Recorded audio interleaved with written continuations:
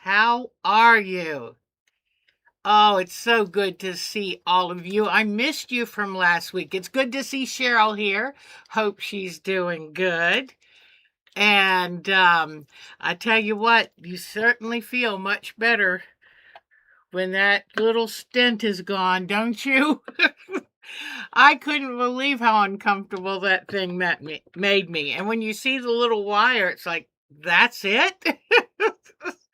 But it just shows our bodies don't want anything surgically put in them for any reason. So, hello, everyone. Hello. So, boy, it has been 2 weeks, and I'm not used to that. And so I was, oh, UPS just got here along with a pretty big storm cell. Poor UPS guy. So anyway, so where do I start? I first want to say tomorrow is my grandson Donnie's 6th birthday. So happy birthday, Donnie. And oh good. I know. Yeah, and it's just funny because the ends of mine were curled, but it was so uncomfortable. And when they took that thing out, I was like, yes, it was instant relief. So thank goodness. But, and it was so funny because Mark was watching everything. He thought it was fascinating. It's like, but anyway. So, oh, is our Fiona here? And also, I'm not sure if she's going to get to the live today, but we have a new member to our group, Anna. So I'm very excited. So, first for the unusual things. Beginning of this week, I started noticing I had hair all over me, my hair falling all over me. And so I was like, what is this? And then I noticed my hairbrush had gotten full. And so I emptied it with a lot of hair. And then within a week, it was full again. I'm like, what's going on here? So I looked it up because I'd kind of noticed, on the videos, my hair looked a little thinner, and I haven't had it cut for 5 months. So I'm going to go in this week and get it cut. But anyway, I looked it up on the internet, on the Google machine, and somebody oh, you do. Yes, I know you hear me because you responded to what I said. So I looked up on the Google machine and it said, yes, shedding can happen because I was thinking, is there a certain time of year? I've never noticed myself doing this except after I had a baby. And it said that if you've had a stressful time or physically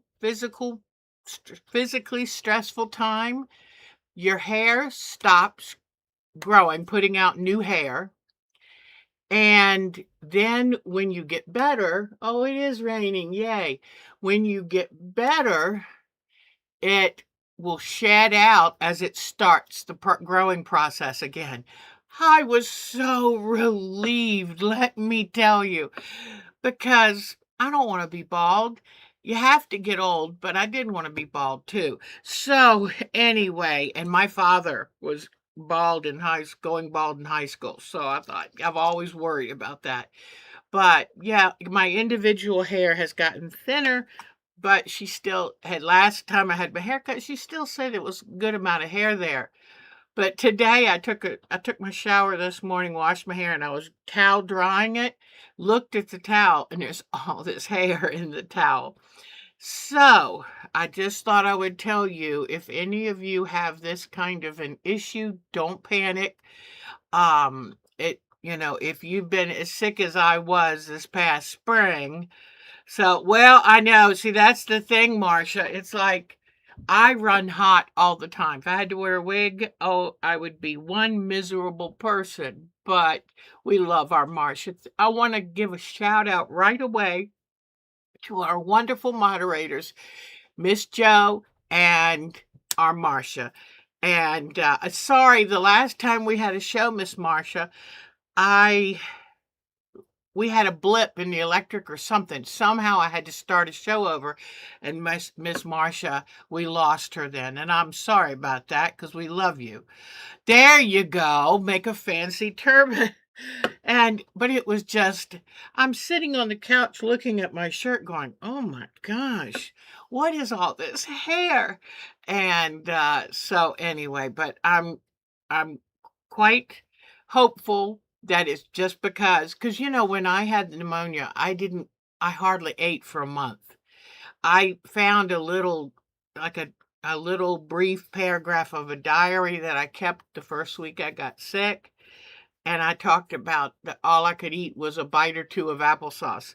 So it was a tough time physically, and it's nice to know that your body goes, okay. And another thing, Mark said, don't forget, you were on antibiotics for weeks and some pretty heavy duty ones. And I thought, "Ah, yeah, that would definitely work, keep any new hair from growing." So anyway, I wish our Bonnie was here because I have something to show you.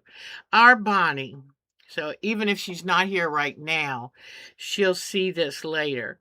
But our Bonnie does such a good job of finding creative things for us to see, to inspire us, or things we might want to do for ourselves. And when I saw one recently, I thought, I've got to jump on this. So I just thought I would show you. She had showed us a site where you could make pink flamingo plant markers. So I had my polymer clay out anyway. So I took this Sculpey block polymer clay that I bought 30 years ago, and it took forever to get it into condition, but I did. And I cut out this by hand. I cut out this flamingo, and then I cooked him. Then I painted him and put him on a popsicle stick or lollipop stick. And then I had to bejewel him, and isn't that cute? So I've thought about mailing this to our Bonnie as a sweet thank you and a cute little reminder of all she does for our group. So here is today's surprise. And luckily I had just bought those rhinestones from Temu. So isn't that the cutest thing? So here it is, and I'll have to sneak and get it out to Miss Bonnie. So, anyway, oh, now let me think. It was so nice to have a Sunday off. My tummy always lets me know when I'm doing too much. And any of you that have sensitive tummies, you know what I mean. And um, it really helped me to just be able to take that day off and relax. And I think I had just a little touch of a tummy bug too, but it was nice to have some downtime, and I want to thank you. And it also gave me time I have this little inner driver that wants me to get everything done and to try to get it done as quickly and perfectly as I can. Well, that's hard to do, and the older you get, the harder it is to do. Your attention span, your attention span, but also your level of energy is kind of a very finite thing. And then the biggest thing I've noticed about getting older is you need more time to recover. Used to be a good night's sleep. I was ready to go the next day. Now it's another day of good sleep. So I understand. So let me see. What have I gotten done? Okay. First thing, I got these orange beads in from Temu. These orange beads. And I had these other little spacer beads I had gotten there too. And I knew that I had like this shirt that has orange in it. And so I thought, ooh, I could use some orange beads. And as long as they're $2 and something, I'll go ahead and grab them. And here are the beads I had bought probably 6 months ago from Temu. And they're pretty because they look like turquoise with a little copper put on them. So I didn't have enough orange beads to make a bracelet, which I always try to make a necklace and a bracelet. And I love being color coordinated. And so, but here I made this week because that's a fun thing to do while you're sitting there watching TV. So got that done. And got this done. Remember 2 weeks ago I was making a new block. So now I have 1, 2, 3, 4, 5, 6, 7 blocks done of my small English paper piecing. And our Mary already has her quilt completed. Can you believe that? So I'm going to catch up. I am determined. When you start realizing you have a finite amount of time, you really want to get your projects done. So that's what stage I'm in right now. But see the paper pieces and some I just, cut out once the edges of the paper. I don't waste anything. So here are the papers behind it. And here is this week's. So I'll put it with my 6 others. And I have all different combinations. And then hopefully soon I will have this made into a quilt because I want to be like Mary and I want to have a wonderful quilt completed. So that's my goal. Then let me see. We're going to work on a new project starting today. And I have a short attention span, so I see something new and go, ooh, that looks good. So what we're going to do, and this is a free pattern. You can let me know if you would like it. Send me an email at Our2Quilt@gmail.com. And it's an easy paper piece quilt. And so if you would like a little refresher course in paper piecing, this is the one for you. We're going to do 1 block per week because that way by middle of October, we'll have a wonderful table runner that we can use. And I've got today's paper piece already folded. You fold on every line. So I've got it printed out because it tells you in the directions that tree A, you need 3 copies, tree B, 1 copy, tree C, 2 copies, tree D, 2 copies, and tree E, 2 copies. So I got that. And here is a cuter, easier to see cartoon version of it. Now, Mary says she's not working on numerous projects. She gets confused. Oh, sweetheart. I do too. I'll go, now what was I doing on this one? But I don't like doing things the normal way. I'm just kind of strange like that. So I'm trying to think of how I can jazz this up more. And because that color green is not my favorite green. I would love suggestions from all of you, but I'm thinking maybe of doing each tree a different color, a different color family, like, start today's in a traditional green, but then maybe doing teal and maybe then doing gold and red, burgundy, whatever. I'm just kind of thinking, and but if you have any suggestions, give them to me. But we'll be making this paper piece block today, so I've got that sitting here. And then the main thing that is, I want to show you the totally complete Mosaic quilt. You like the idea of non-green trees? Yeah, because I get so bored with green. So, my Christmas tree's decorated mostly in blues. So, blues and silvers. Anyway, this is completely done. Let me bring the light around. I love this thing. I really do love it.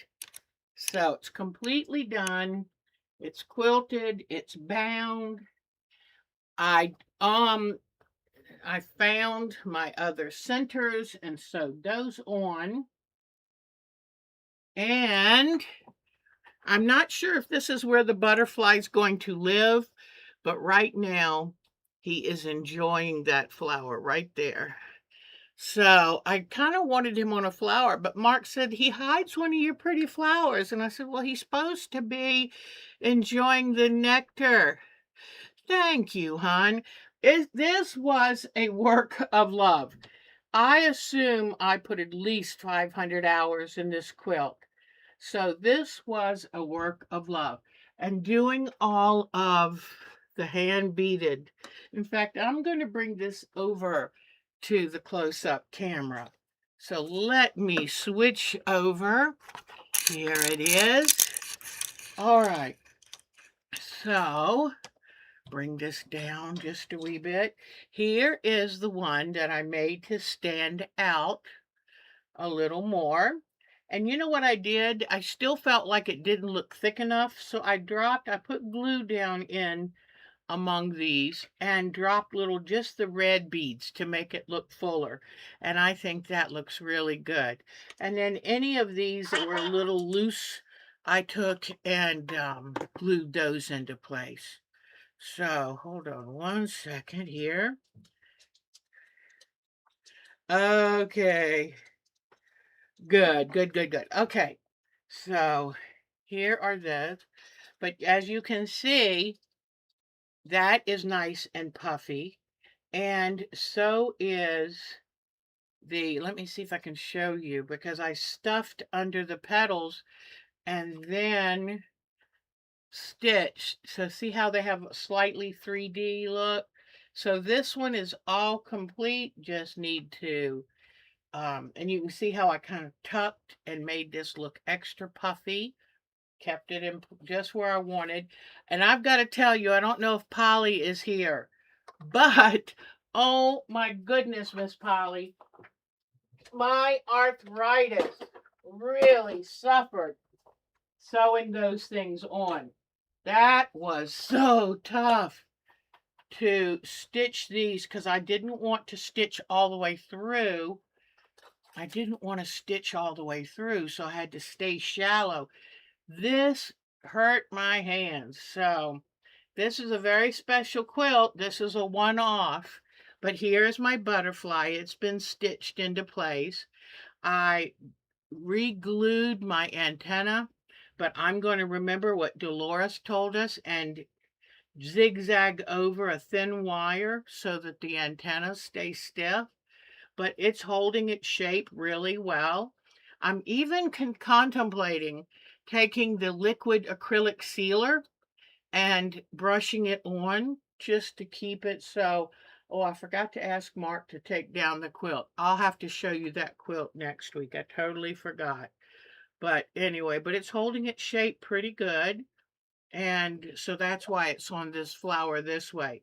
But I'm almost tempted to put it this way. It just looked funny to have it looking upside down. So, but anyway, this quilt is very special. I do love it.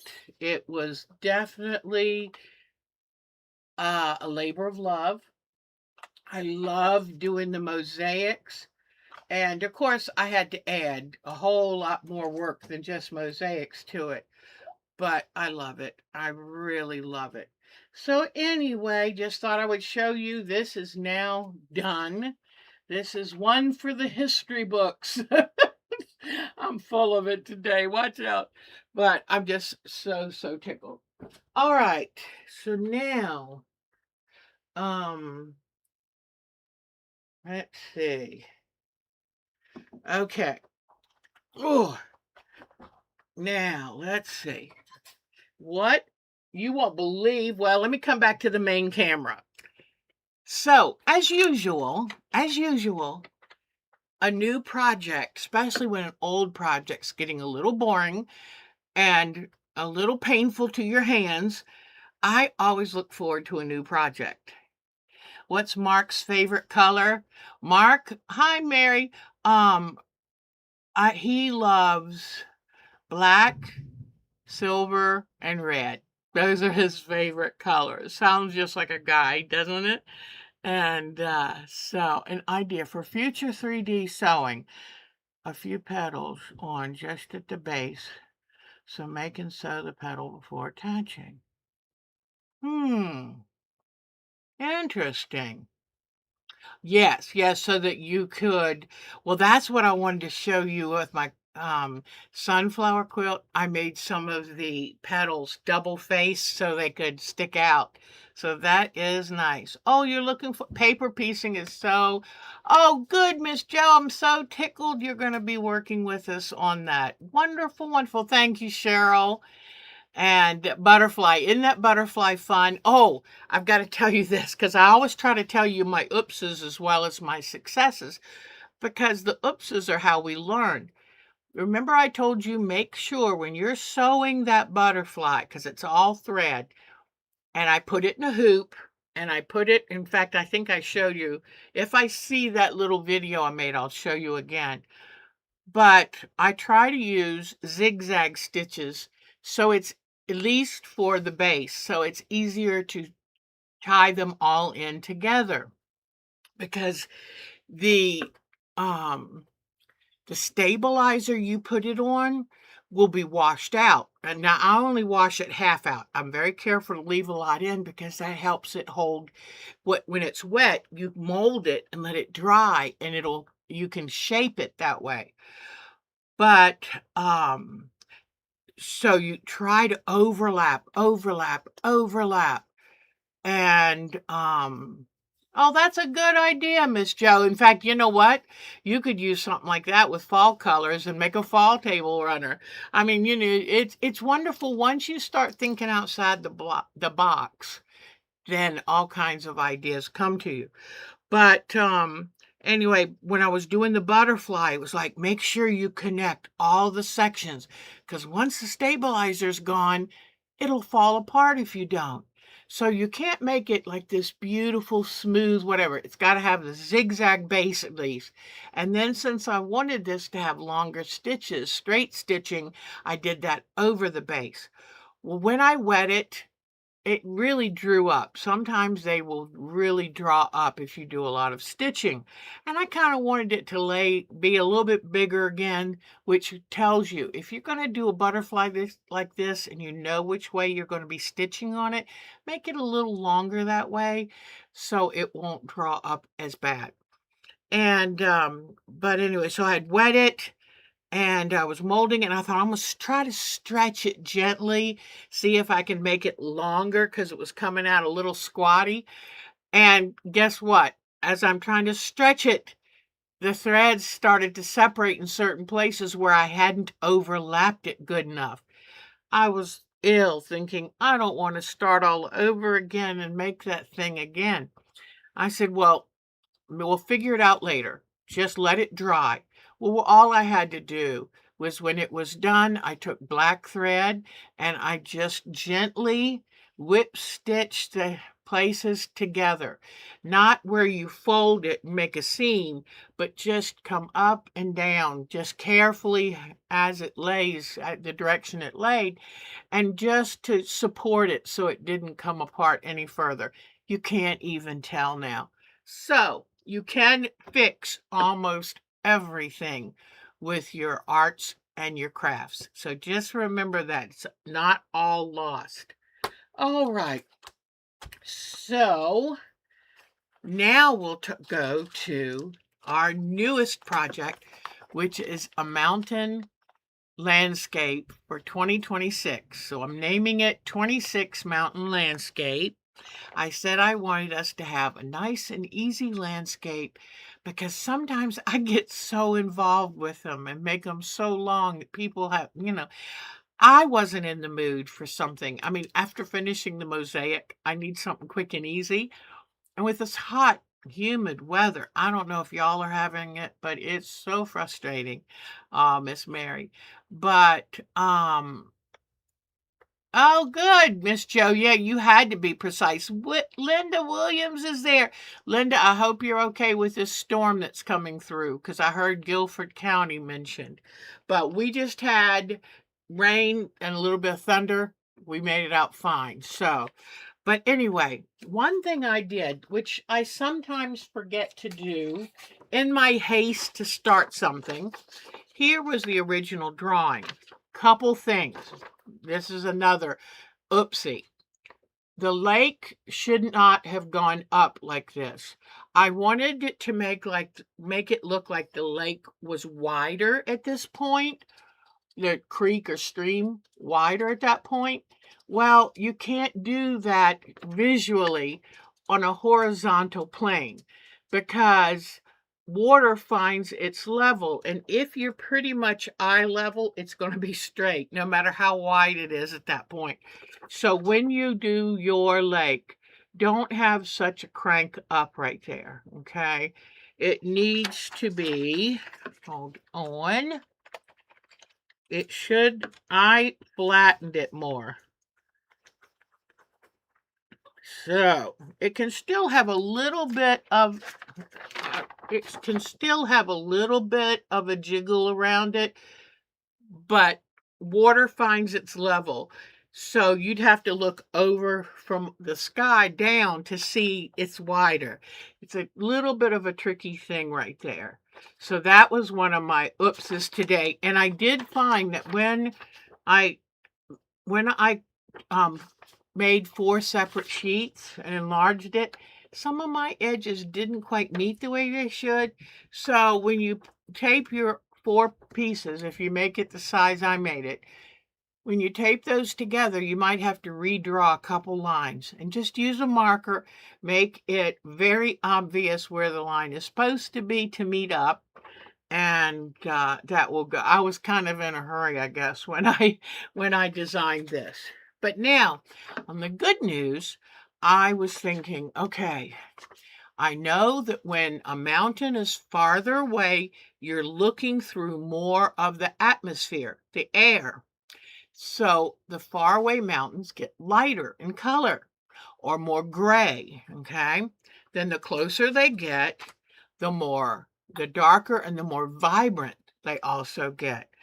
But sometimes it's hard. Sometimes, and we can use our artistic license, okay? And sometimes it's hard to distinguish, and you want a little pop, and so you can jazz it up and put a little bit of a light and then a little bit of a dark, just understand that nature's one way, but you can make it's your world and you can make it the way you want.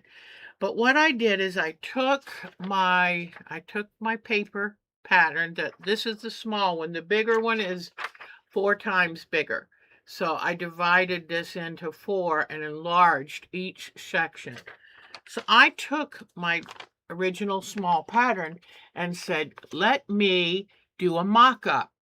And by doing a mock-up, I can see whether I like the colors or not. So now let me move to the close-up camera and show you what I learned from doing through the haze and smoke. Exactly. So let me take you to the close-up and show you what I discovered by doing a mock-up. Okay, here we come down. All righty. By doing this mock-up, I found a couple things. This was too intense. This shoved itself forward.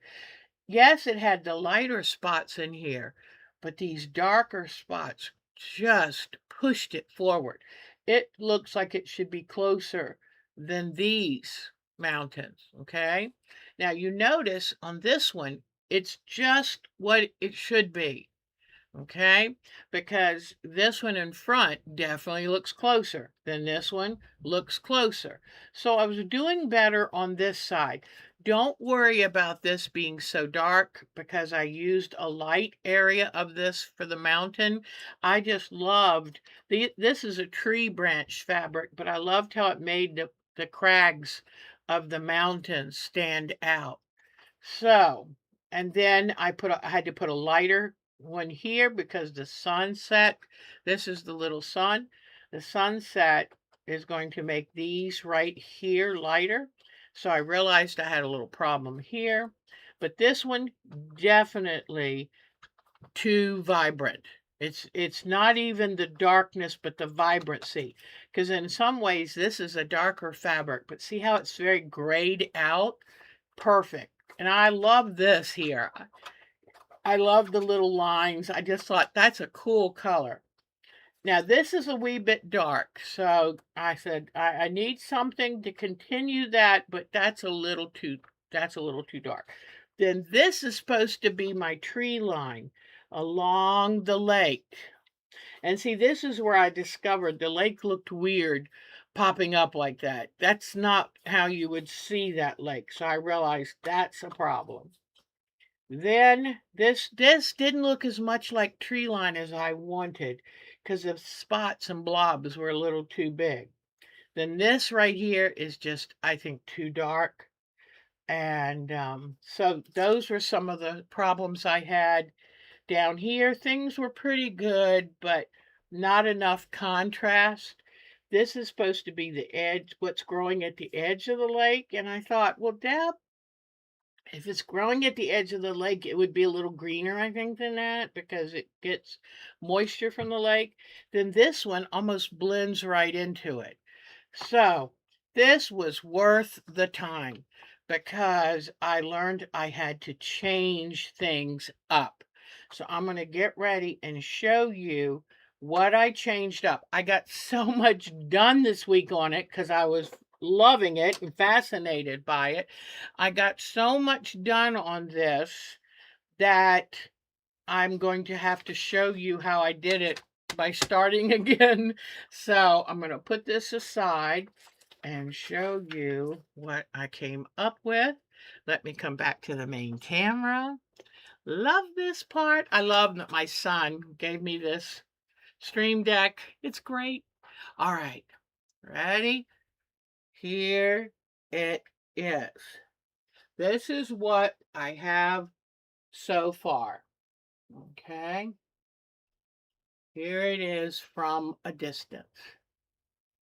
That just made me think of that Bette Midler song, From a Distance. I love that song.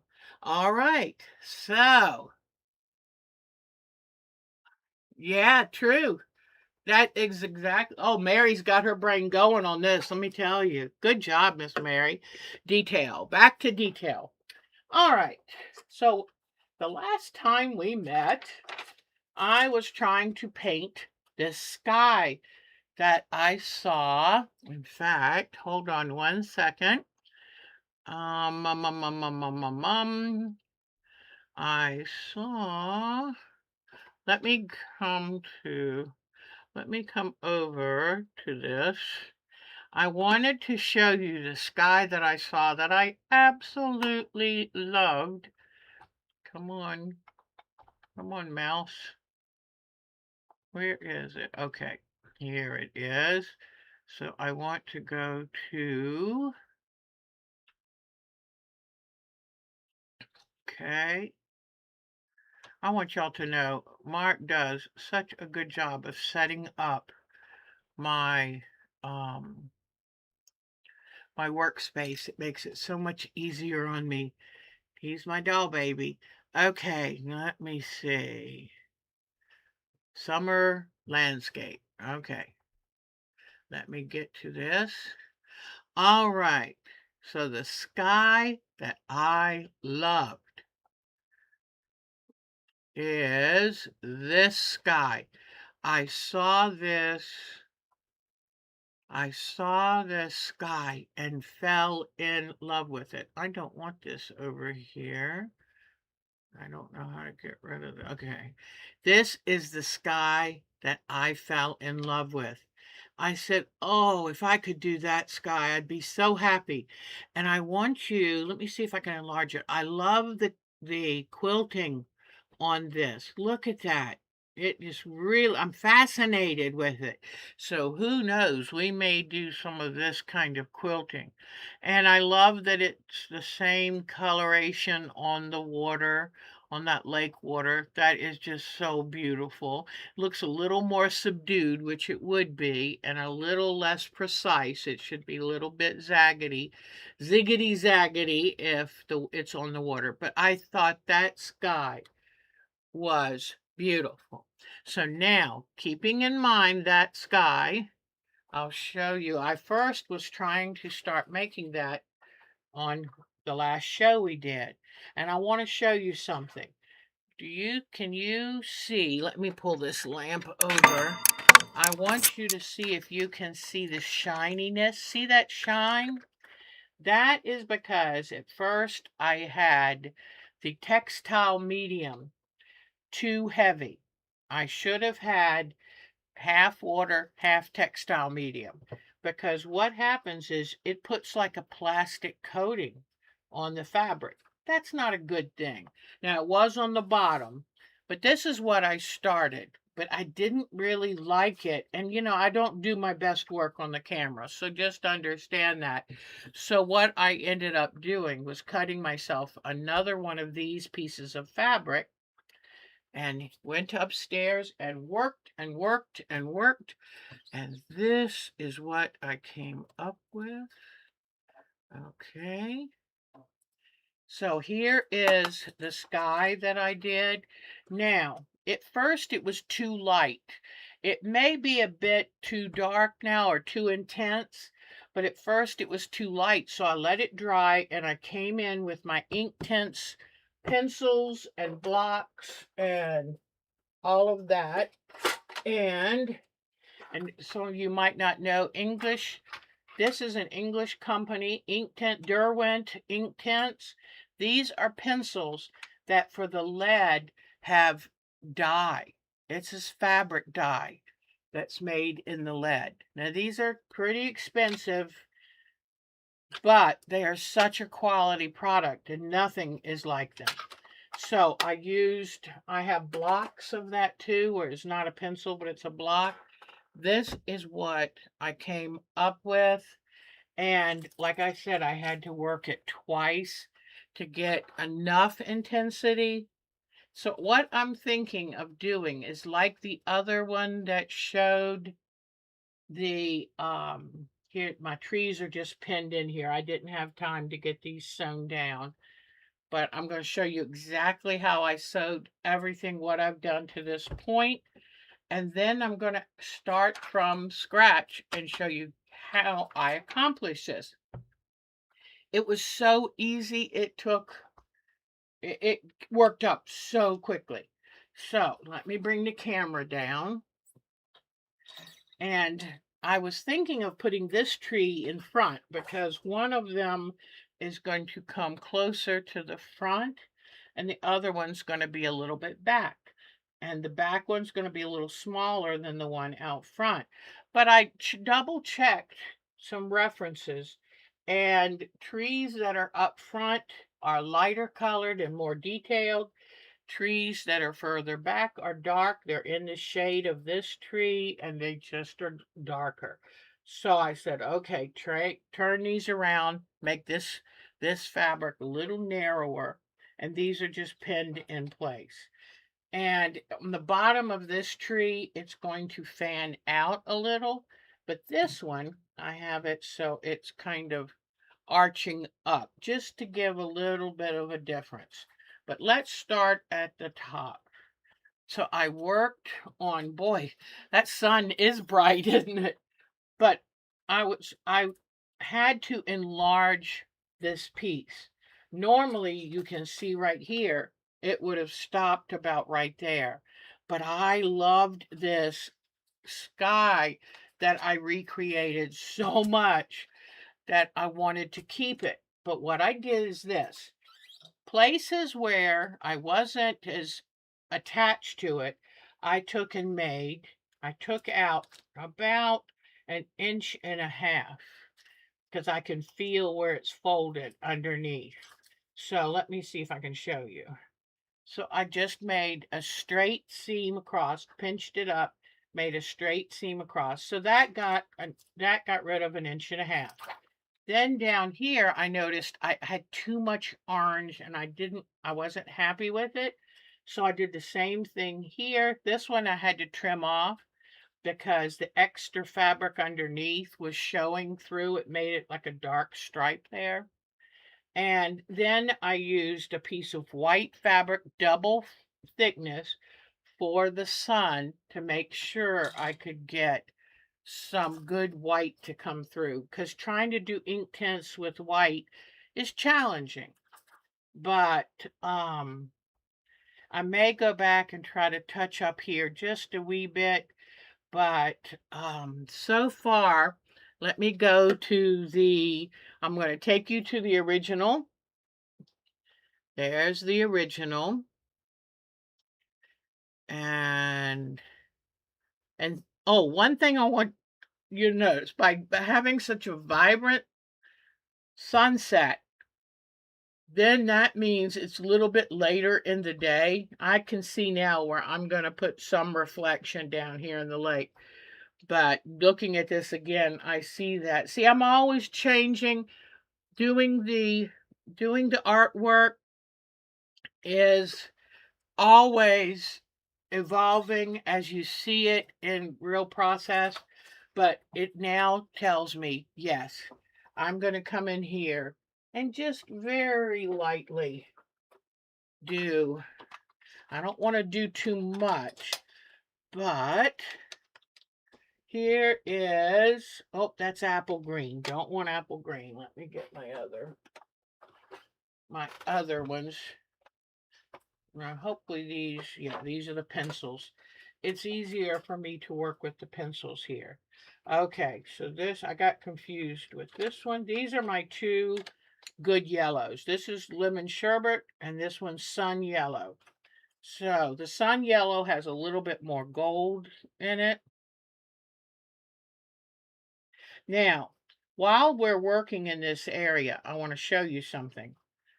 I took some shiny yellow and shiny orange thread and just did a little slightly wavy lines here. Then I took some gold thread and did that. But one mistake I made, I had them all end around the same distance. That's not nature. It would all be kind of ziggy-zaggy. And I hope you like my terminology.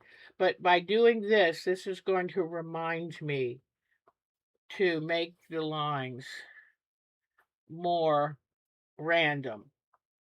Yeah, that's a good word, random. So I put on the golden yellow.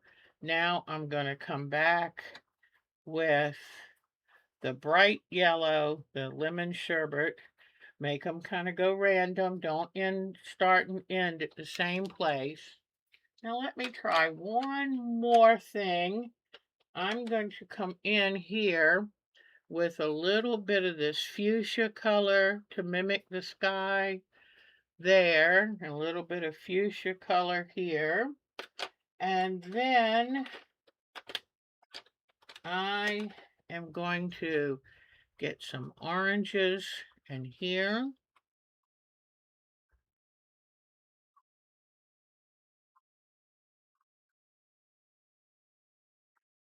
And just kind of imitate what we're seeing up top. Now, let me get some of last week's half and half mix. So, whoops, I'm going to have to bring this up so I can paint this on.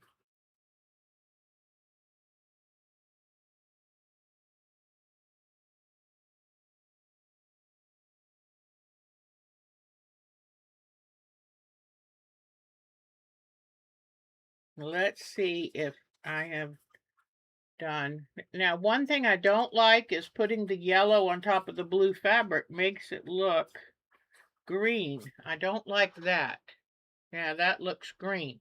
So I'll tell you what I'm going to do. When that happens, what I'm going to do is take a tissue and wipe some of that off, because that will decrease that green look. And then I'm going to come back over it with the lightest yellow. And since it's a little damp, I'm hoping I'll get it to yellow back up. If it doesn't, I can then, yeah, it's still wanting to look green. Now that I did not expect. I did not expect that. But what I can do now is come over it with some white.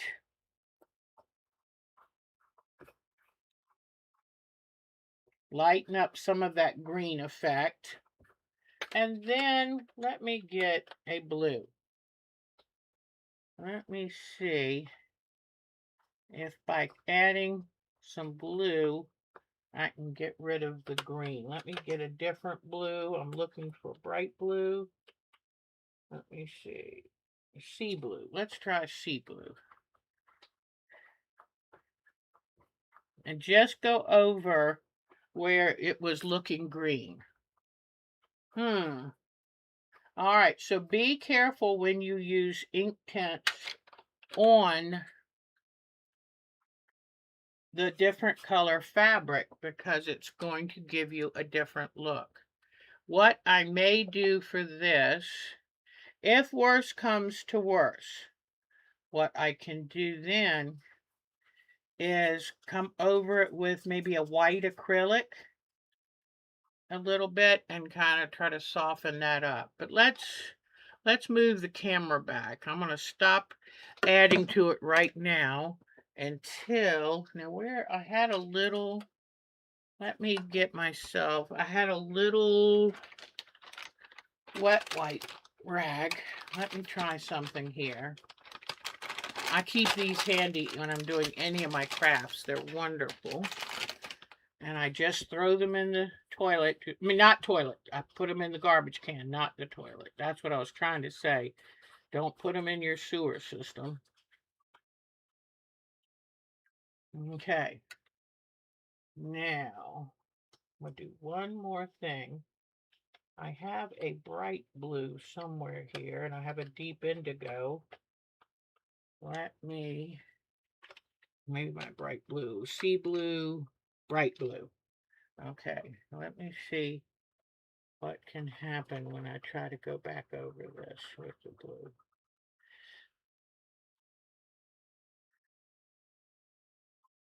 Okay, let's see.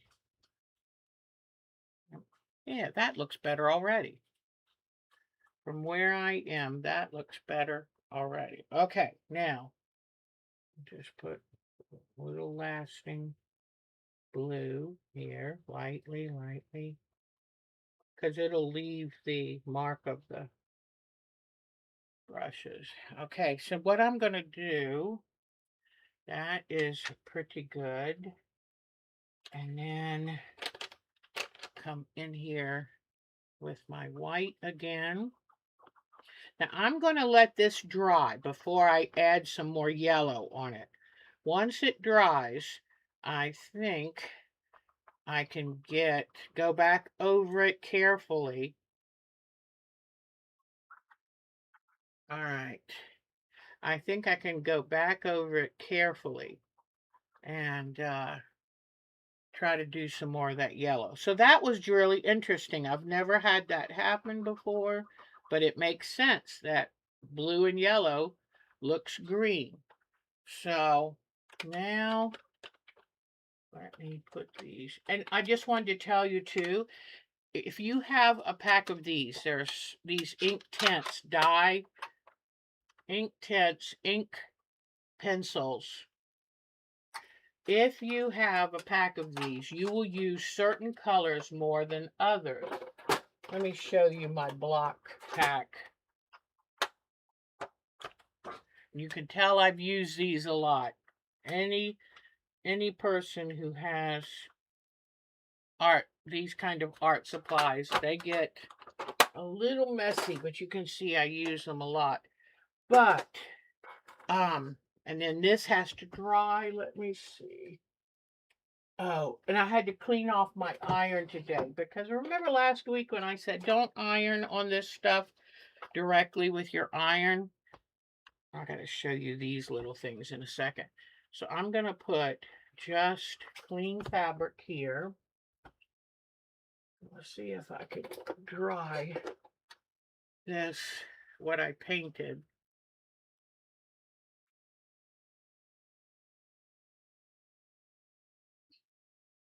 The difference in this and using an acrylic with textile medium, this is a dye.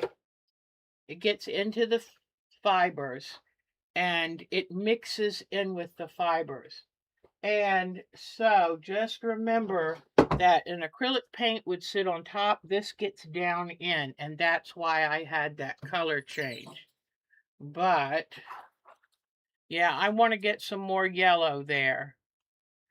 But I think that, yeah, once this is dry, I can come back in and very carefully add some yellow. If I wanted to, I could get thin down an acrylic and try that over it, and I think that would be good too. But I like here where I've got some of the orange and the fuchsia, but unfortunately that mixing with the blue of the fabric making green kind of changed that. But I will keep working on it until I fix it, because let's say worse comes to worse and I can't, and it's still looking too green and I don't like it. I take another piece of this fabric and I applique it right over this. Then I can take thread and make the colors instead of painting it. So anything can be fixed. Now, yes, this is a flower fabric. Good question. All right, so see this? This is a fabric, I think Lisa gave this to me, and I love it because it has an impressionistic. And what I'm planning to do is come in either by hand or by machine and kind of make some little French knots or little thread flowers in this to give it a little bit, especially close up and by the trunks of the trees to kind of, I want these trees, and this tree's going to have to move up like to here because I trimmed up the bottom. This one I'll move up just a little bit too. Okay, so this is where the trees will be. And you know what? I really like that one. That looks really good. So I might reshape. I've got enough fabric here. I might reshape and do that one in a round thing. Because these trees, I'm kind of making them into evergreens. So like large pines or something. That's what I've decided. And all right. All right. So now let's go back to looking at the fabric, okay? Here is the mountain fabric because I saw a mountain in one image that I wanted to use. And so here it is. And then I took white thread and I made the snow headed down on the top and down into crevices. Then I used ink tints to make the reflection of the sun on this mountain and on right, whoops, bring it back up, right around anywhere the sun hit. I used a little ink tints, and then I also used a nice bright yellow thread to give it some texture and bring that sunlight into the mountains. And I like it to be reflective because when you look at most, like I try looking at photographs of these scenes because that tells you exactly what's going on, and that sunlight just spills, almost making it hard to notice the details of the mountains. But over here, I used that fabric, and notice that I used parts with a lot lighter on it to make it go back to the background. Then I used this again because that worked really well. Don't worry about some of these little white spots. It had the paper glued on it. And what I need to do now is anywhere the glue stuck the paper to it, like here and here and here, I'm using a damp cloth, wetting it, and then scratching that little bit of paper that's still stuck on with the glue. Whoops, see, it just comes right off now. But I just haven't had that time. I like the fun part, which is adding to. I figured I'll come back and the little boo-boos I'll do later. I did do some ink tense lines to try to give it a little bit, a striated look like the sky can have. All right, now over here, which was the problem last time, I used some of the same fabric as here. I thought, let's unify that across. Then I picked this fabric because it had a yellowish hue to the fabric, and I knew it would be in the path of the sun. Then I picked this lighter color because the other one I had was almost black. It was like a dark blue and dark gray. So I chose this lighter color here. And here is my new tree line fabric. And I want to show you why I chose this instead. Because it is a lightly designed fabric to look like trees. You can see some of the trees like this one. And I thought it gave it enough detail to look more like a tree line. Now, if I wanted to be really more realistic, I would have had a little piece of like tan for a beach or something right along the edge of that. But this is supposed to be pretty straightforward and simple.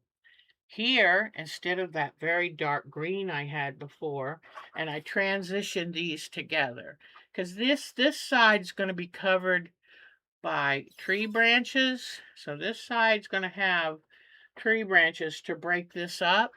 But over here, this is going to show. So I put more emphasis on what I wanted this to look like. So then down here, now this I'm going to try to green up a little bit. I wanted to have a color difference, but I think this needs to be a little more green. So I'm going to use ink tints and put a light green on that. Then here is the shore edge. So I wanted it lighter, but I wanted it to have a little more green, yellow green, like new growth along the lake. Then this is a back little part. Then here I've got this fabric that mimics a grassy meadow.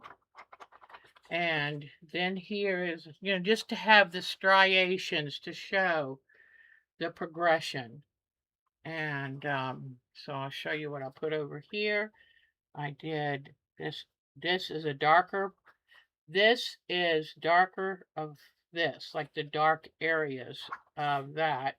So you can cut your fabric to get a certain look for a certain place. Anyway, so this is going to go up here, but I want to show you this paper because I just used school glue to glue. I took um, my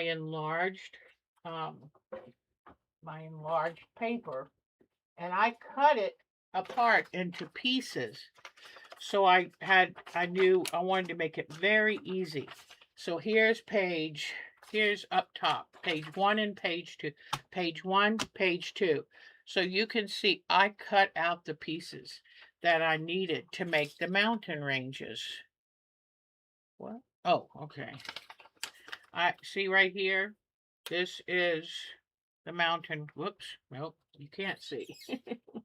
So here is the mountain range. And yes, I took my golden threads paper and I made a pattern which I pinned along the top. See, this was how big the original, whoops, let me come up here more. This is where the original, this is where the original was supposed to be. And you can kind of see the lines. See how it works? But I wanted it to include more of the sky. So let me show you how much then I added. There. So that's the additional. It's about 6 inches. Oh. But I cut up this to use, and that's why I used a little bit of glue to adhere it, the paper part to it, so I didn't get confused where anything should go. And that's how I put this together. So from here, what do I do next? Oh, and see this paper? I wanted to show you this. This is the paper, and all I have to do is wet it and then just give it a little scratch, and I can pull it right off the fabric because it's just school glue. It's not tacky glue even, just school glue. So I will get those off, but you can see where it was, the drawing was on there. All right, so now we've got that. I'm going to move this slightly out of the way and show you, if you wanted to do this, where do you start? Okay, I'm going to bring my iron over here. And where I start is, I've got a piece of muslin. This is my base. Okay, and I haven't yet, but pretend that I have, on the other side of the muslin, I've taken and put starch, spray starch. Because what I'm trying to do is I'm trying to stiffen the muslin, because I'm going to be doing a lot to it. This is going to hold a lot of different fabric. It's going to hold stitching, all of that. Now, I find that this cordless iron just doesn't get as hot as a plug-in iron. So this might not act like it's going to stick good. Now, you put the rough side down, but I tell you what, I like ironing from the muslin side because the interfacing side is finicky. You're always worried about getting it bunched up. Is it on good? So good old muslin. It's so easy to iron. And this will make sure that it's more set. Okay, so here we go. I think we've done a pretty good job. Okay. Now, all right. And I put the site address on there earlier, so if any of you want to join our free groups IO, I keep all my free patterns because anything I do on the show that I design is always available for free. I just love doing it. All right, so here we are. Now, I wish I already had this drawn, but let me see if I can possibly, I'm going to use this pattern. The trees are going to be roughly here, here, whoops, here, and here. All right, so under this sun, there's going to be part that comes here. Then this one's going to go here. Then the tall mountains going to come up here. Just giving this just a little bit of, normally I would put the pattern underneath, use a little light or a good window. All right. Okay. Now, that gives me, I've at least got something to start with. Okay. So, now I'm going to get my fabric. And this will be the fabric I use for the sun. So, I'm going to approximately cut this out.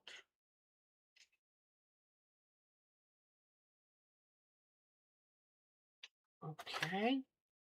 All right, now what I'm going to use, I just want to show you this. When I closed it last time, it had a little bubble, and I left it because I thought, oh, that's so cute. So now it was firmed up. It was a real little bubble.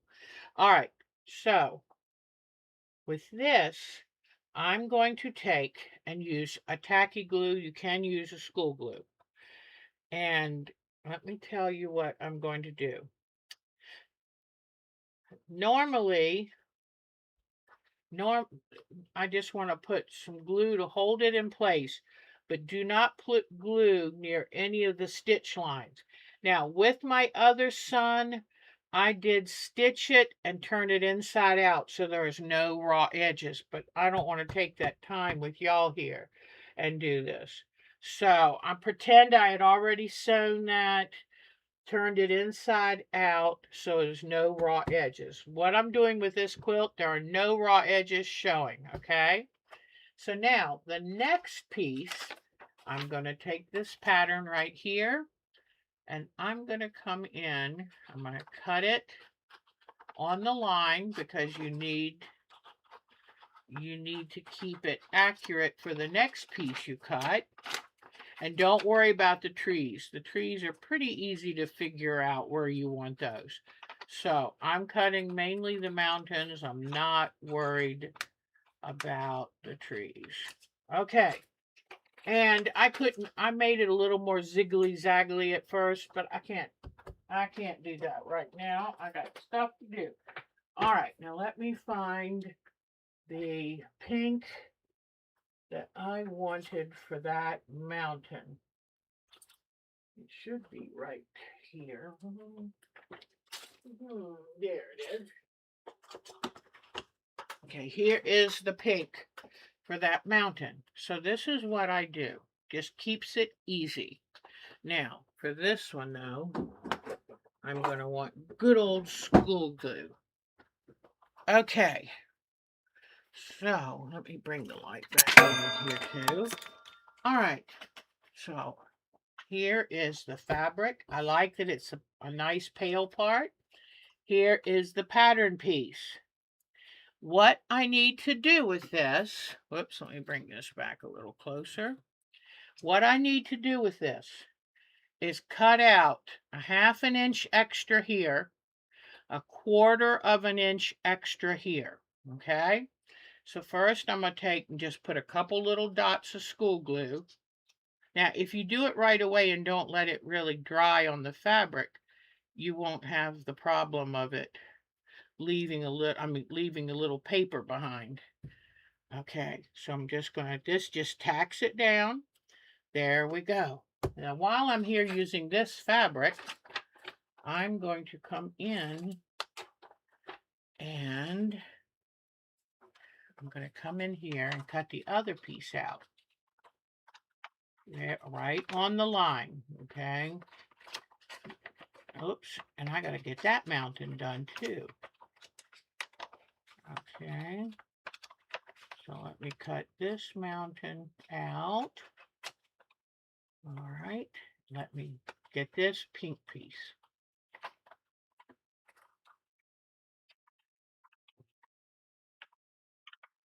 And it's usually good to cut at least 2 of your pattern. Now I'm doing this in the small size, even though in real life I did it the large size. So then I'm going to take just a couple drops of school glue, bink, bink, bink, bink, okay, and put this here. Now I have to leave enough room between these because I need a 1/2 inch here and a 1/4 inch here.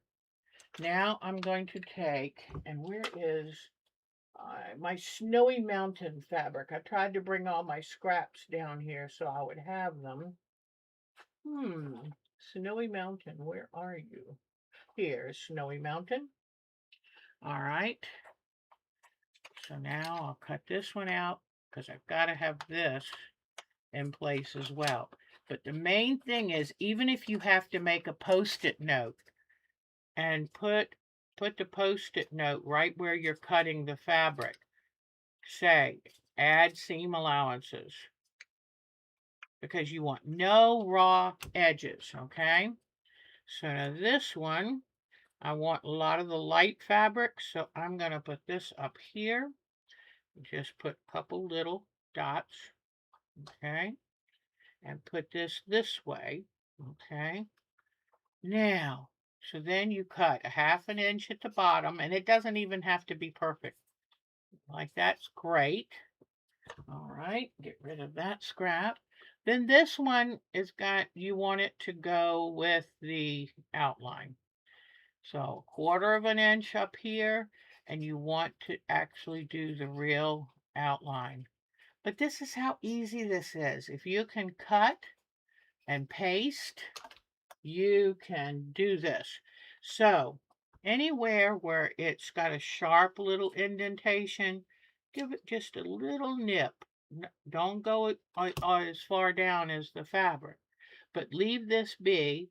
But then take, and I had my little applique iron upstairs, but here I'm just going to use my fingernail and give this a good hard crease. And this is going to be tucked under so there's no raw edge. Now you're going to have to pretend for me that there is a sky painted on this. Now, another thing to remember, and then turn it over and just give it another little squeeze to make it lay down like that. Okay, so now I'm going to take tacky glue, and I'm going to put some tacky glue on here, but let me get it down. I'm going to put tacky glue on here, but I'm not going to put it where I sew, okay? Not too much, just enough to hold it in place because you're going to come back with your sewing machine. All right, whoops. Now I'm out of camera range. Let me try it again. And you just put it, making sure the edges are folded under so you can know you have it in the right place. You're just going to come and there. And don't worry about my pencil lines. In real life, I would cover them with sky fabric. And there. Okay, and if you want to make sure it's going to hold in place good, just give it a touch with the iron. All right, so now I'm going to come back down here. And you know what? Once you have that in place, I just pulled this off and it left no paper residue. So I pulled that off. I don't need that now. So I'm going to come back here and I'm going to cut this bottom edge first. And you don't have to have the shape. You just a general rough outline. Then up here, you're going to do 1/4 of an inch and you're going to follow the outline shape, adding 1/4 of an inch of fabric. Okay, there. And then right here where you have a pretty deep indentation, I'm going to do 2 1/8" little nips. Okay, so now with this one, I'm going to do the same thing. I'm going to fold it back and use my fingernail and give it a good fingernail crease. Oh, remember I told you when I got sick, my nails got really awful and they would break or split or peel. I mean, it was awful. Well, now they're so hard.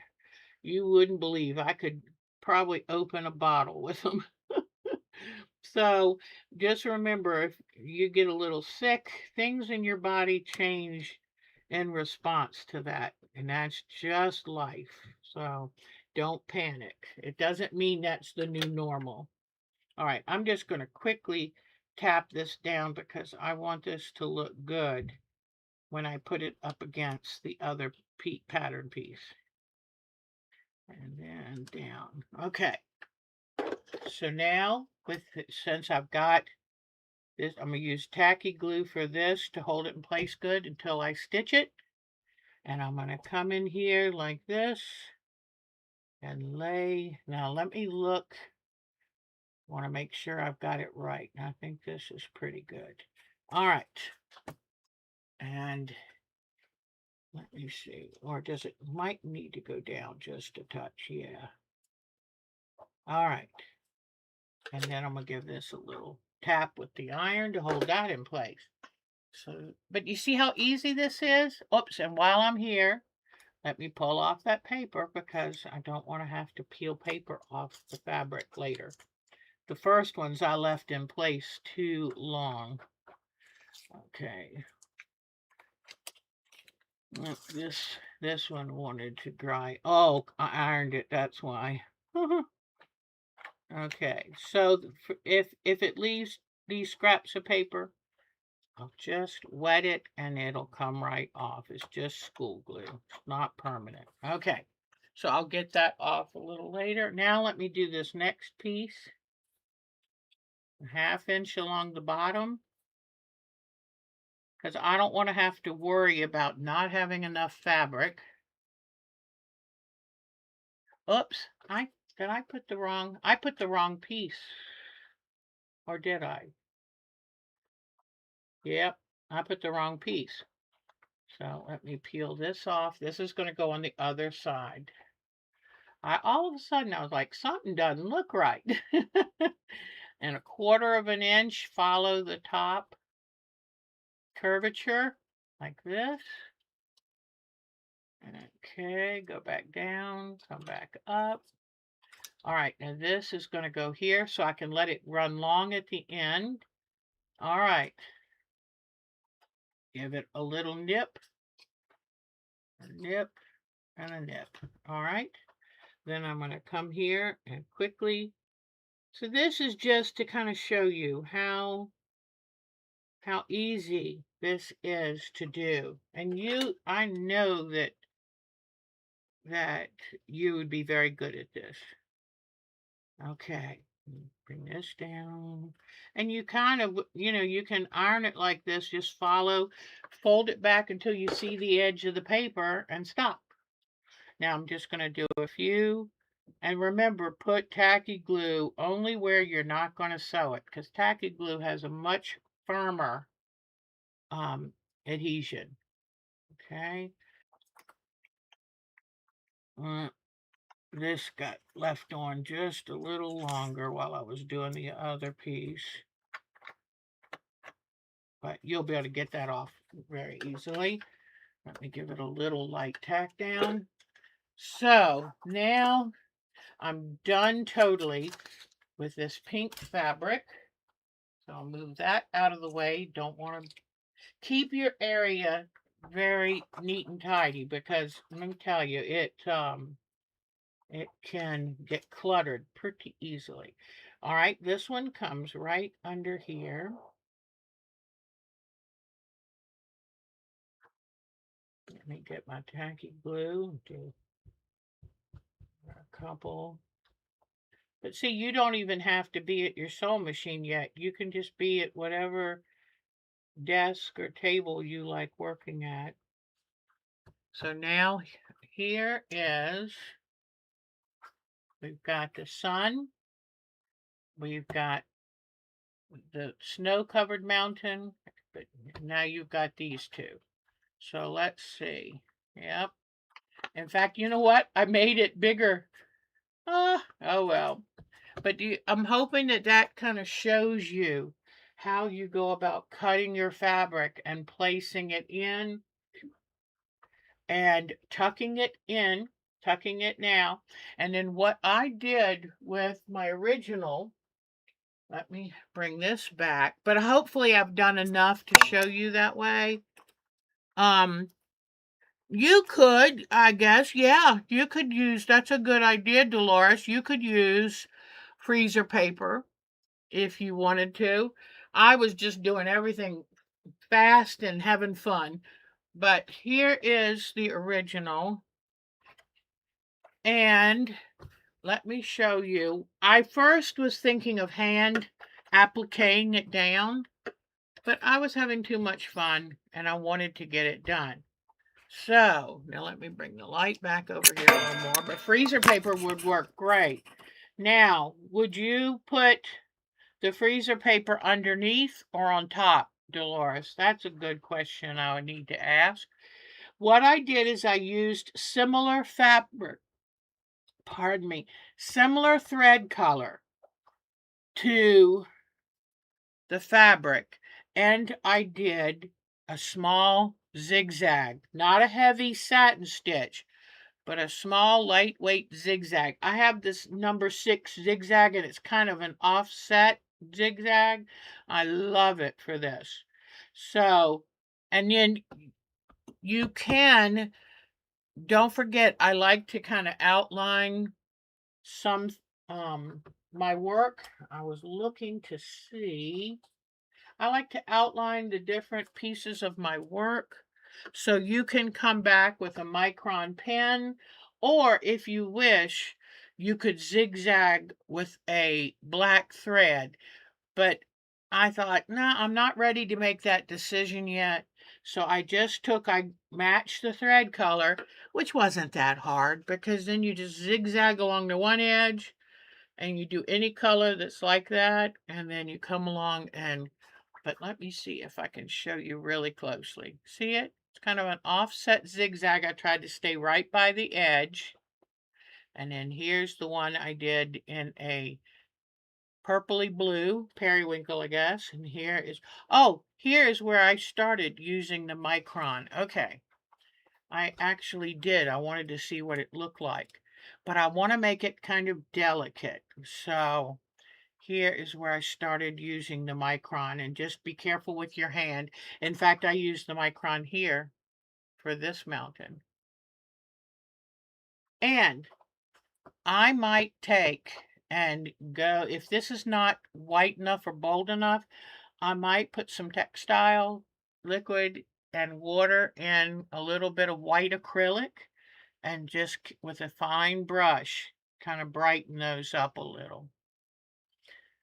And maybe adding in some places a little bit of a touch of a little bit of blue, because I love how the snow can mimic the sky and water and look a little touch of blue. Now let me see. There's no sound. Oh no.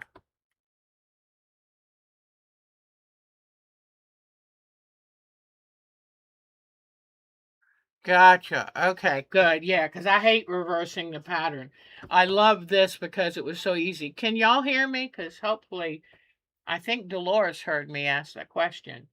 But anyway, yeah, and my sound is responding on this board.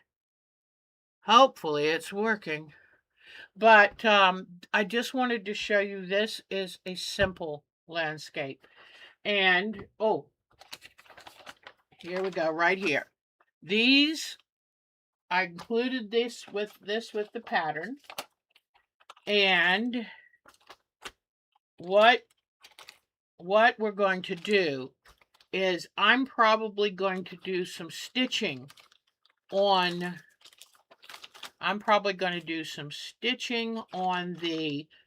these are going to be the branches with the leaves. This is why I was thinking of making them pines, because of this shape. So what I'm going to do is cut out these patterns.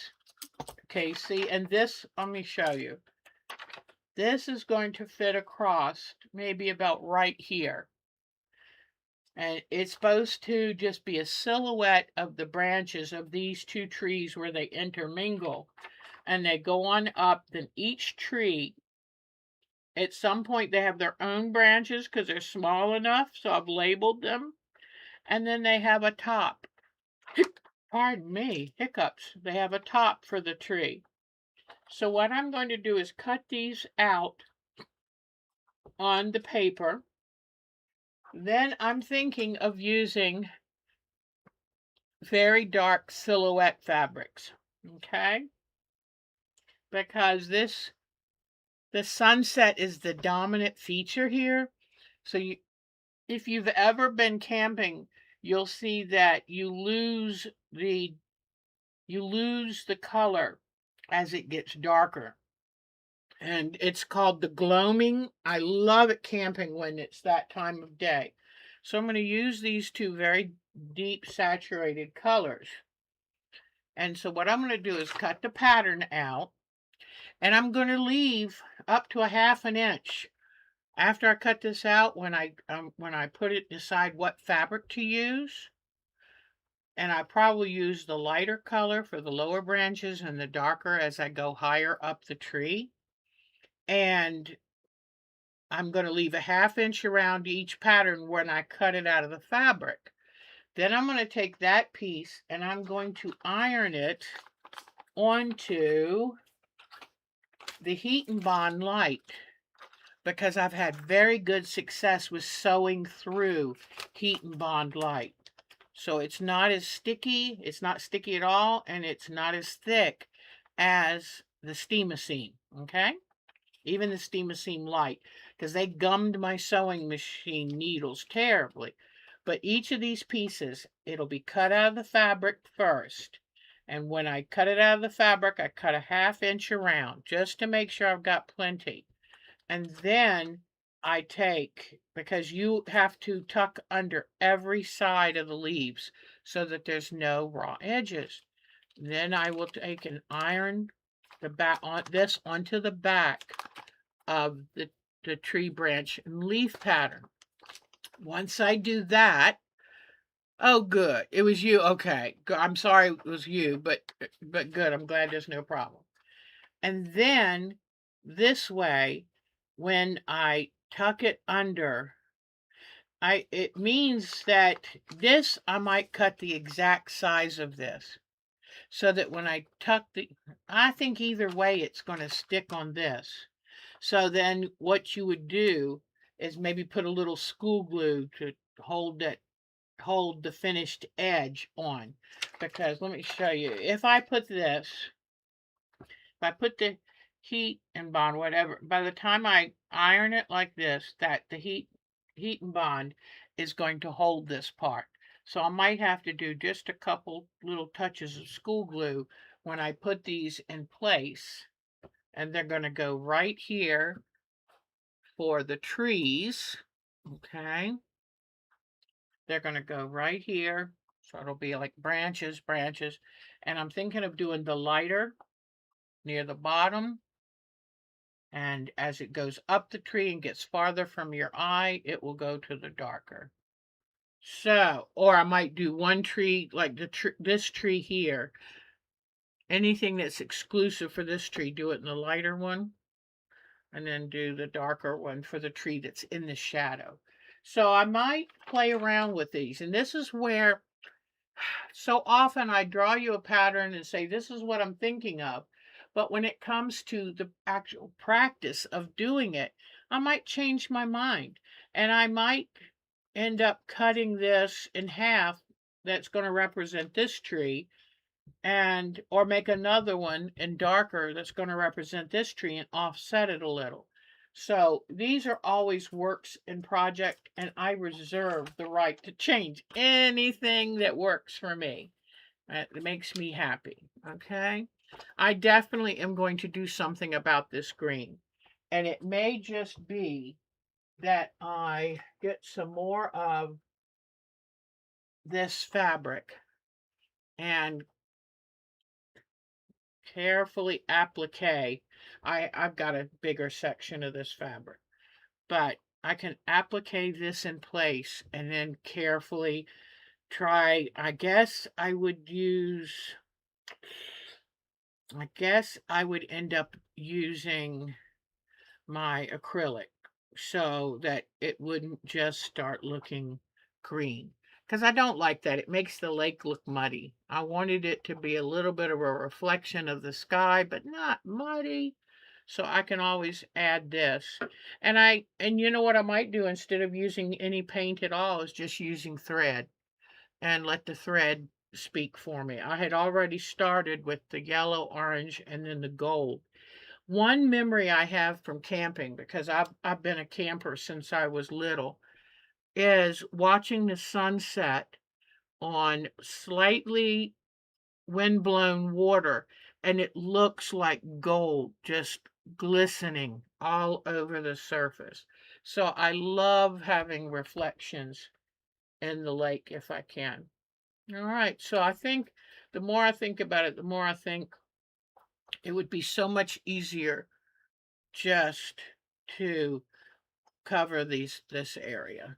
I might cover this big of a piece. And then I can come in with my thread paint and do that. So I'm thinking that's what I might do.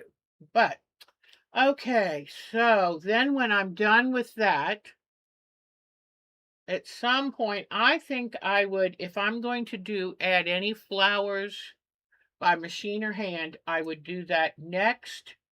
And I could always add little wispies like by the edge of the water, like little plants growing up, but they would have to be very pale, very, you know, because that's a ways away. And then I could do some little wispies here, little wispies around the bottom of the tree.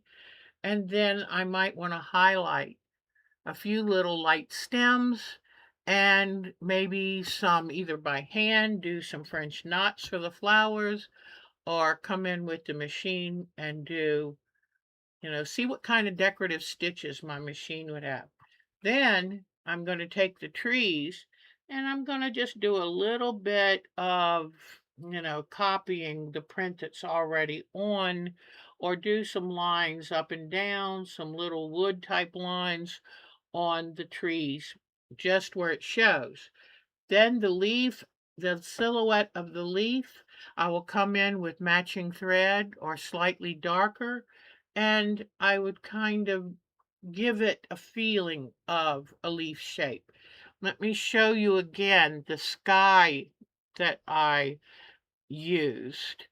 And here this is. And if you can see this is definitely during the gloaming period of the night. And you see how the leaves, she even did the background dark, but I don't think you have to do that. But it definitely emphasized her beautiful watercolor type painting of the background. But you can see that the way she's come in here to quilt this, it's given some texture to the leaves. Now this is probably a deciduous tree. I'm going to do something a little bit trimmer, simpler, and like it would be a, let me see if I can get this one up. Whoops, let me try it again. This was another of my inspirations. So let me come over here with this. Come on. There we go. All right, now let me bring this bigger. So this this is the look of evergreens or pines or spruces. This is the look of evergreens. And I like that look. It's more of a clump look. And yes, it's got some little zigs and zags that you can do. And you could even emphasize those with threads. Thread painting or thread sketching. So I really like that. And so I used, I think, 3 different works that I found online to make. This is the one, let me show you this while we're here.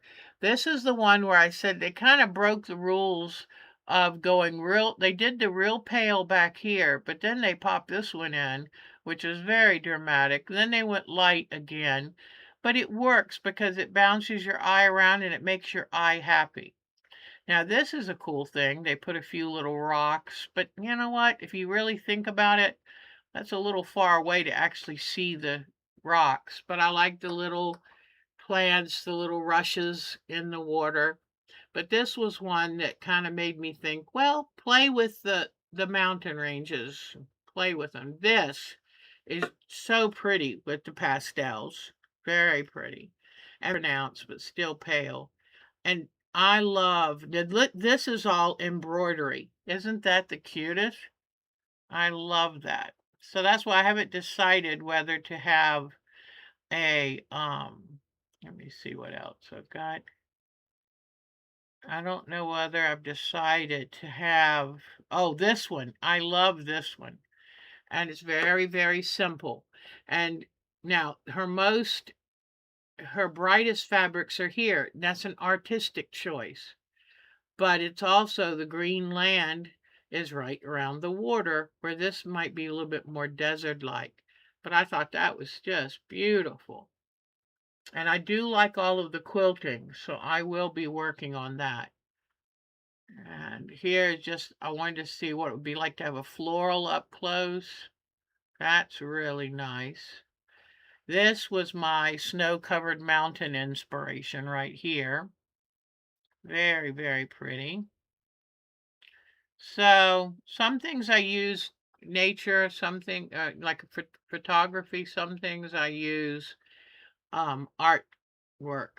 And then here, this is, oh, let me go. Here's page 1 of the pattern. Come on. There's page 1 of the pattern and on, so I've got all of those. All right, what I'm going to do right now is transition over to show and tell, because we have very talented people and I want to show the show and tell. Now let me get my stuff out of the way and stay on the monitor. Okay, close current tab. Oops. Okay, now let's go to show and tell right here. And Miss Bonnie. And I love her black work. It is exquisite. Love it, love it, love it. If you only knew how small those, it's Ada cloths, so they're very, very small. Love that. Then let's see who else. We've got some new photos. Did I show you when my daughter? I don't know. I thought I was going to show you. Well, let me just bring these up. And they're in, oh, you know what? I think I did. They went to Michigan. I think I did show you these. So this man is a metal artist. But these, oh, here are my butter beans that I planted in hanging pots. So I haven't eaten them yet, all 8 of them. And this one's a little far gone. I'll save that for seed for next year. But, oh, this was my hibiscus. I picked it the other day because it was so hot and humid and I wanted to be able to enjoy it. And I'm thinking, does that look like a wonderful project for the future or what? That thing was huge. Beautiful hibiscus. And I overwintered those in the garage. All of my plants are just getting huge. This is a spring that Katie and her husband saw in Michigan, and it is amazing. And the boat pulls on this rope and comes to show them so they can look down into the deep well of that natural spring. Ah, this is the, okay, another one. Oh, my daughter up in Maryland is fostering these kittens that were found abandoned. And there's my other daughter, Becky, and Andy, and Evan. They went to see the Drum Corps International Championships in Indianapolis, Indiana. Evan was thrilled. He loved marching in high school band. Here's David on a rock. Be careful, David. That's Katie's husband. Here's my upside down. Sorry about that. Oh, look at this. I love, it's been so hot and humid. This just looks refreshing. Oh, you know how I always talk about my hammock that I have in my sunroom upstairs? Well, here I just wanted to show you the proximity of the TV. And here, whoops, no, I thought it was going to be there's another waterfall. David being, so he was having such fun. This is Detroit. Some of these are in Michigan. A couple are on the way, like in Pennsylvania. But I think that all these amazing ones were on the Great Lakes of Michigan. There's my daughter, Katie, who lives up in Maryland. I love these rocks worn by wind and probably water. But isn't that amazing? It's hard to believe how our earth was covered by water at one point. Okay, where am I going? Okay, Pure, Michigan. They really enjoyed their time there. Oh, this is my butterfly that I did the thread painting with. So, and I took this picture after I did the little repairs. So the main thing is just make sure when you do the base that you zigzag. This is the Mackinac Bridge in Michigan. Here is my hammock. And I just wanted to show you, when I say I lay in my hammock, this is where it is. Oh, and I told you last time that, oh, oh, thank you, Mary. Oh, that's really good. Thank you. Mary was explaining about the colors. Oh, wow, Mary, you are something else. Oh, vertical instead of horizontal. I'm gonna have to go back and look at that. But I told you last time we had a show that one of the ropes broke. So I did a very clumsy idea of reweaving it, but I made it plenty strong. This is a poly island hammock, and it was handmade, and I've had it at least 35 years. So this is why it doesn't go outside, because those are all natural cotton ropes, and it wouldn't last a season if I put it outside. It used to go to the campsite with me where it had a tarp over it, because I didn't want any bug spittle dropping down on me. But I love this hammock. I absolutely love it. So if a little rope breaks, I'll just try to fix it best I can. Oh, Mary, that's wonderful. I'm going to read that and take notes. That's really great. Thank you, Mary. And then, okay, so now you can picture where I am in my sunroom. And I can only have the hammock up when most of my houseplants are outside enjoying the weather. This is all Michigan again. My other daughter, the one here, Becky, is working on this wonderful sweater. I love that. I can't imagine knitting. I'm sorry. It's too many things going at once. I can't concentrate, but I love looking at it. This was Great Lakes. This is Mark. He just had his 69th birthday, and I love it. Okay, more of the Great Lakes. There we go. Okay. So this week is supposed to be pretty good here. Here's coming into Detroit.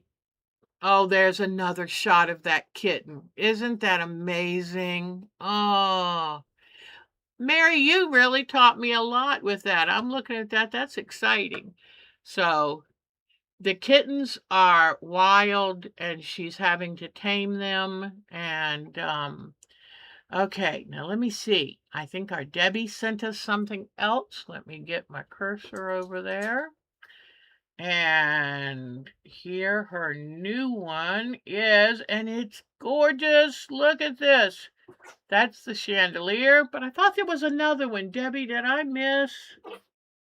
Uh-oh, she called this the chandelier, and I love it. I think I didn't manage to get your latest on here. Darn it. And she had sent was it the one that she sent? I will make sure I get it next time. I am so sorry. Sometimes when I try to move things around, it doesn't quite work, or maybe I'm getting a little sleepy and I don't know, but I'm sorry about that. What is this? Oh, I love that horse. Isn't that gorgeous? This is Dolores's. She's our resident artist, extremely talented. And this one I know is going to make its way onto Quilting Arts or something, or into a big national magazine or in a big national show. That is profound. It is so beautiful. And I love, love, love all the stitching and how she makes the fur look so real. And the lupins are gorgeous, as well as the poppies. I can't grow lupins here, but they are beautiful. So thank you, Miss Dolores. Now let's go and see.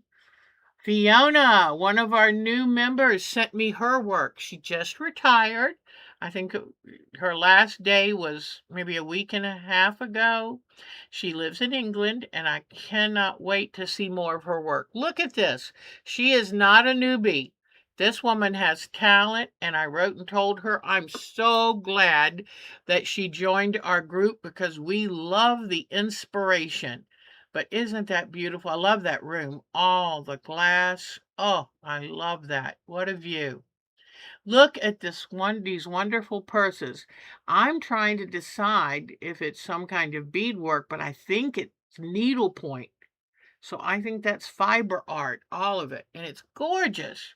And the matching I hate to say handles, the matching I've lost my words. Look at these two phoenix birds that she made. They are gorgeous. Now, I assume it's mostly beadwork. They are wonderful. Maybe she could give us a little session on that. We also have Jitsi that we can do for free where we can all sit and talk with each other and see each other if we want. I love these lanterns. They at least remind me of Japanese lanterns. Straps. Thank you, Miss Joe. The bags are pyote. Oh, wow.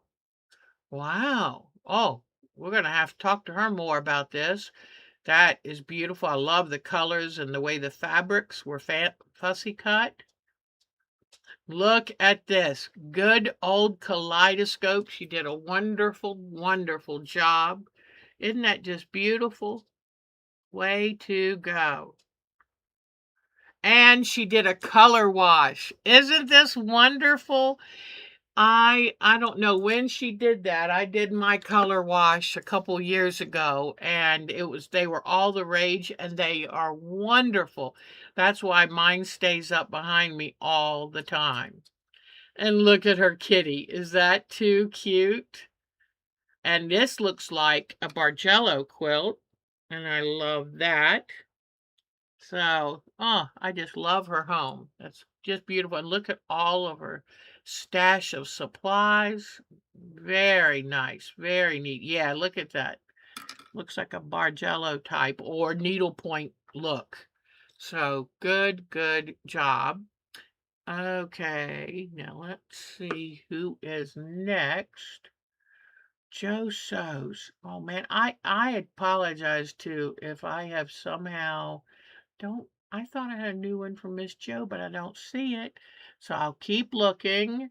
And Miss Mary sent this is okay, here is Miss Mary's Chinese lantern that she did for a lovely couple who run the local Chinese restaurant. I know they're going to treasure this. You outdid yourself, Miss Mary, on that. How kind and loving. And then here are her English paper piecing blocks. Hers are already, it's already a quilt, and she hand quilted it. Yay! So I am so tickled for that. Very way to go. And to see, here's how they started out. Look at that. And she now has a finished quilt. Oh my goodness gracious. Oh, Miss Mary, Miss Mary. And she did 1, 2, 3, 4, 5. She did 16 blocks, and I'm only going to do 9. I better get with it, let me tell you. All right. I'm thinking this is Miss Polly's version of the purple cone flower. Just lovely. She and I both love coneflowers. So that is just beautiful. And I've got to remember to tell her that my arthritis on my hands definitely suffered. Now let's check. Aha, no, no, these are the same ones we've seen, but I apologize if I missed anyone's photos. And I just love this. This is Miss Joe learning watercolors, and I love this. You have an artistic eye. This is great. I love that. You just let loose and it's just fun and happy and spirited. So y'all are so talented, and I will make sure I go through my emails this week and see if I forgot to save some of your pictures. But thank you for showing those to me. Oh yeah, your hands and fingers take a workout with hand quilting. I miss it though. I really miss it. So I need to work on I need to pick up something and hand quilt it coming up. All right. I think I've just let me look at my agenda. I now hang my agenda up here so I can see it. So, oh, I've been cleaning my frame room and I'm almost done upstairs. Then I'm going to come down here and all this stuff is going out. It's going to be thoroughly cleaned and then it's only going to come back in if I really want it and if it has a place to go. So I'll be working on that starting this coming up week. Speaking of that, I'm going to have this room kind of torn up. So I'm not going to do a show next week because it's probably going to take me 2 weeks to get this room done. And I really want to get this done. So I'll miss you next week, but then I'll be back the next. And oh, I forgot. Oh my goodness. I forgot. Let me do, oh, I forgot the paper piece Christmas one. Um, hmm. I'm trying to think right now. I don't know. Y'all tell me. Maybe we could do a Jitsi this week and do this paper piecing. Would anybody be interested to do maybe an evening Jitsi or late afternoon Jitsi, which is our free chat format. And if you belong to our group, you'll see the address and click on it. If not, send me an email. But maybe we can do a Jitsi where we can start our block because I realize it's getting kind of late and I know most of y'all are ready to go. So we will do this paper piecing. That's a good idea. Good. That way we can take our time. So, maybe 4 o'clock Eastern time. You haven't had rain? Oh goodness. So I will send a note out to the groups IO and any particular day, Miss Joe, that works better for you, hon. Y'all are in the middle of a bathroom remodel. Oh, that's right. Cheryl's going to go to the AQS show in Grand Rapids. She's got a quilt in it. So I asked her to please take a picture of the quilt hanging in the show. And so she can show it to us and I can show it to y'all. So, no, I tell you what, every time I start to do paper piecing, and if it's been more than 6 months, I gotta go, okay, how do I do this again? So you'll be in good company. We'll find our way through this. Oh, thank you for sending pictures from the show. And Miss Cheryl, take good care of yourself and don't overdo it because I've been so guilty of that and it bites me every time. But have a good time at the show, and we will look forward to seeing your quilt. Cheryl does a lot of these where her group, they participate and challenge ideas and things, and I just love it. So Cheryl's very special, very special. Any day but Friday. Okay. And I'm thinking of doing it a little sooner than later, maybe Tuesday afternoon and at 4 p.m., which is 4 p.m. Eastern Time, New York time. So back yourself up depending on where you are. But Tuesday, 4 p.m., Jitsi. If you need, if you belong to our group, I keep it permanently posted in the sticky parts. But if you need an invitation, it's our time to quilt at gmail.com. And I will send you a shortcut to it. Okay? Oh, you're taking classes? Oh, that's the best part of quilt shows, isn't it? Speaking of that, Mancuso has already opened their site for reservations for the virtual classrooms they're going to do in October, somewhere around the middle of October. So don't forget to check mancuso.com. I love taking classes from home. In the comfort of my home, I get some of the best classes. So I will be signing up for one of those. Okay, everybody, I will put a note on the site that we're going to meet here and do our first paper piece tree of our new Christmas thing. And maybe we can even tape it so that if you've missed it, you'll get a chance to see it, or we'll be glad to do another Jitsi. So everybody take good care of yourself and wish me well cleaning this room.